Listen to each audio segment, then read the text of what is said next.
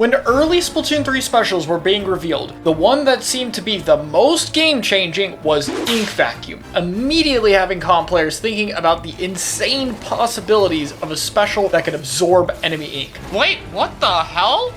It eats ink? What? Wait, that's a new special. What the heck is that?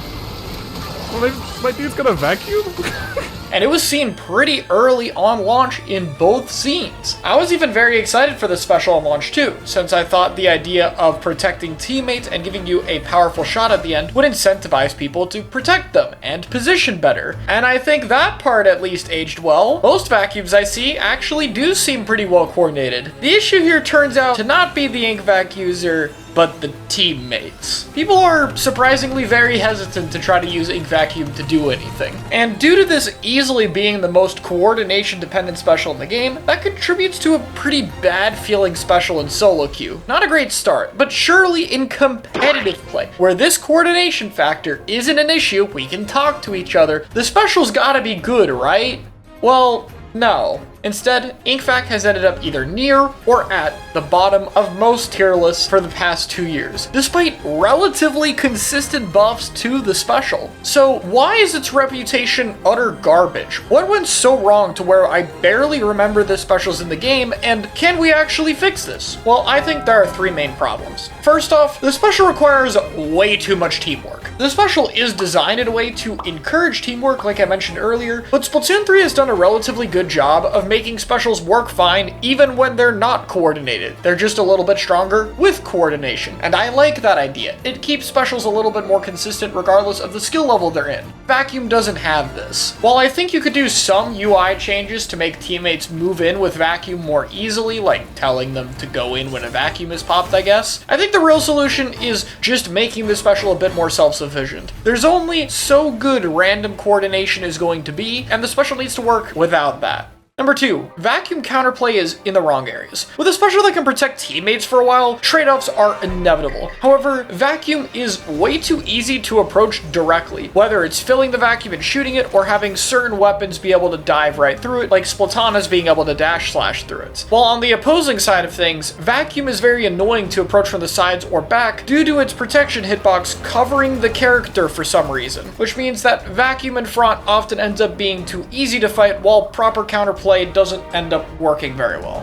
Finally is the pacing of the special itself. Now there are multiple specials that lock you into some kind of transformation state, but usually they're pretty flexible ones that give you a lot of options. Think about the amount of things you could do in Crab or Jetpack, for example. Vacuum is by far the most limited one. Between that limitation and a long duration, it can feel like this special ends up being a drawback that slows the game down, which is a big issue for when the game is played faster, usually at higher levels, and is arguably the main reason holding Ink Vacuum back. Even when it's popped in the right situation, Vacuum takes up a player slot and it doesn't paint the floor and it doesn't deal damage. Yes, it comes with a protection effect, but that's a huge amount of slowdown for 6 seconds that has to be played around properly. And in Splatoon 3's case, as the game's meta has pushed faster and faster, Vacuum has fallen further and further behind in not being able to keep up with this. Now, Vacuum does do some things well though. I think it functions as a good counter to a lot of specials, being able to absorb stuff like Booyah Bomb, block Slider's explosion, or even partially work against specials like Zuka and Crab, while the shot at the end can break HP stuff like Crab again or Bubble. Being able to have an option against many of these specials that's effective is great, especially for those like Zuka that don't have a lot of counterplay as is, so I think that's a good addition to the game. And most notably, the shot at the very end, besides being Zone's cheese, is totally fine. Yes, it's quite large, but that requires a full charge ink vacuum. At that point, it's rewarding. It's not like the radius is that large for no reason, you have to actually earn it. And it being this displacement paint tool works for a lot of the support and anchor weapons it's put on. But yeah, the Zone's cheese needs to go. I'm doing 2 nerfs to this special, and this is the first one. The pain radius should be reduced so it doesn't cap small zones. The damage radius can say, I don't care about that. There is some good news though. I think that adjustments can very easily tackle multiple of these problems. But keep in mind the overall goal I'm going with when reworking this special is one that requires less coordination and feels more fluid. I want to get the second nerf out of the way because I think it's important. Vacuum will no longer block on the sides and back. Making it more consistent to take out from those angles is going to be important because in order to make Vac more self-sufficient, it's going to be much harder to rush from the front. It's going to have more options to deal with people rushing it down. So it's really important that when people are counterplaying the special properly, that it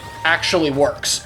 With those nerfs out of the way, here are the 2 buffs I think Vacuum needs. One of them is something I've talked about a lot, the most essential change to fixing this special. If one thing were to be done with this special and nothing else, I think it has to be this: let you transition to the shot early. For my concept, this could be by pressing the right stick again. Oftentimes, Vacuum isn't needed for the full 6 seconds. Maybe you pop it to protect a teammate and they win their fight. Maybe you eat a special and then have nothing else to do. Whatever the situation might be. When that's done, the ability to use your shot so your team can rush in quickly and retake, as well as getting your main weapon back, many of which on Vacuum are anchor weapons needed to control long-range space, are incredibly important. Being able to end the special early is going to allow the pacing to dramatically improve, reducing a lot of its speed issues. Now, obviously, the concern is that this breaks Vacuum too much, and I agree it should have some kind of drawback. I think an early shot should have more end lag when you switch to it, so you can't just panic shoot someone running you down, and 2, the power of the shot should cap at 50% of a maximum charge. This would give the main trade-off to me. If you can't get as powerful a shot by ending it early,